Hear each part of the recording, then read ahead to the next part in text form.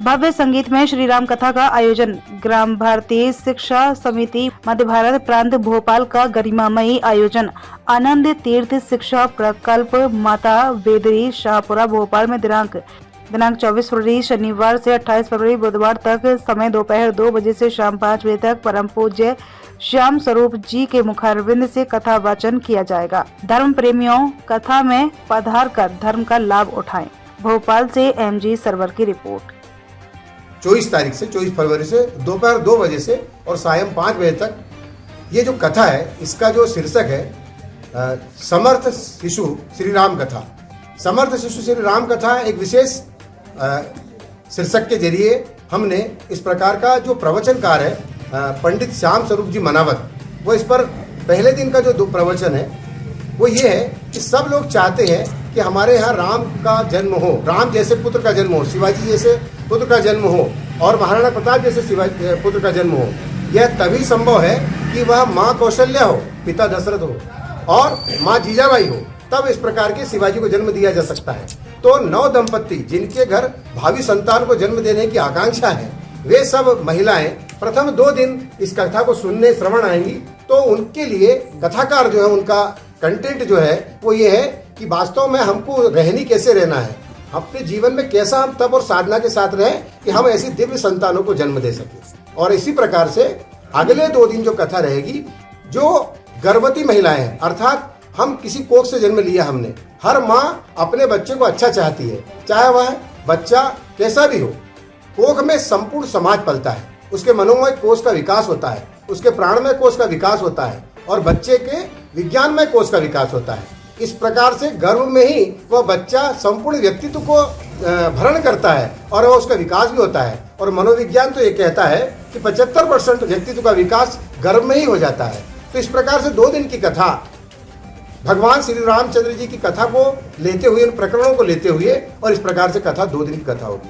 फिर जो है, एक बालक जब जन्म ले लेता है, उसके 10 साल तक केवल माँ ही नहीं, उसके पिता, बहन, बुआ और उसकी दीदियां, बड़ी बहनें, बड़े भाई, काका जी, चाचा जी और मामा जी और आसपास रहने वाला समाज और घर परिवार और कुटुंब और गांव, उनके साथ कैसा व्यवहार करेगा जिससे उसके व्यक्तित्व को परमार्थी हम व्यक्तित्व का निर्माण कर सके और एक स्वार्थी जीव भी पैदा हो सकता है और एक परमार्थी व्यक्तित्व भी पैदा हो सकता है। उसको गढ़ने का संपूर्ण जो यात्रा है, सहयात्री हम सब लोग, संगति में रहने वाले लोग ही होते हैं और वही एक व्यक्तित्व विकास ही प्रतिध्वनि होता है समाज की। इसलिए यह कथा का आखिरी दिन का कंटेंट इस प्रकार से यह कथा का वाचन होगा।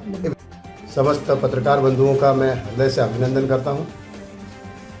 यह जो है प्रकृति की गोद में और गुरुकुल परंपरा का एक आधुनिक विद्यालय चलाने का प्रयास है और आप सब लोग इस जंगल में मीडिया कवरेज लेने के लिए आए हैं। आप सब लोगों का साधुवाद। मैं हमारे साथ में परिचय करा देता हूँ। आदरणीय चंद्रहंस जी पाठक मेरे बाजू में विराजमान है।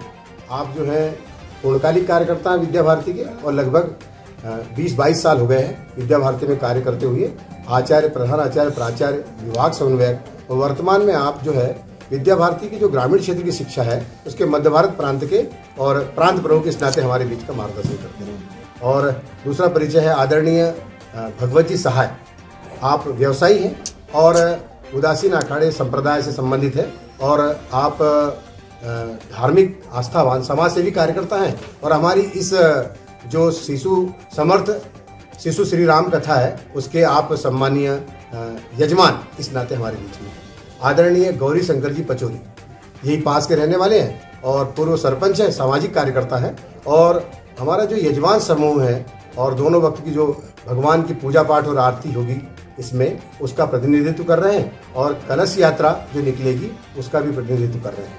आदरणीय अमित मोहन जी शर्मा, आप देवभूमि के रहने वाले उत्तराखंड के और आप जो है हमारी जो श्रेणी सह बैठकें हैं यहाँ इस कथा के उपरांत रोज 5-5:30 बजे से और 6 बजे तक 4 विषयों पर और जो है एक सामाजिक जागरण के लिए पहला विषय युवाओं के लिए है 24 तारीख का, उसमें सामाजिक परिवर्तन में और युवाओं की भूमिका और छात्र शक्ति और एक राष्ट्रीय चरित्र का निर्माण, इस तरह का विषय और लिया है।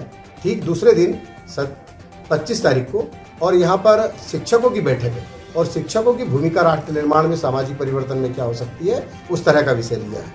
इस तरह से और 26 तारीख को और किसानों की एक बैठक है कि हम जहर मुक्त खेती करें और कल का निर्माण करें, और इस प्रकार से खेती हमारे लिए व्यवसाय नहीं, एक सेवा और साधना है, एक तप है। उस विषय पर उनका मार्गदर्शन होगा।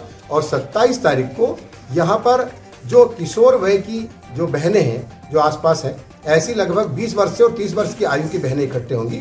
उनको वास्तव में नारी शक्ति जीवन शक्ति है और नारी सशक्तिकरण को लेकर इस प्रकार का विषय का परिमार्जन होगा और उसका प्रस्तुतिकरण होगा। उसकी सारी व्यवस्था जो है हमारे अमित मोहन जी शर्मा देख रहे हैं।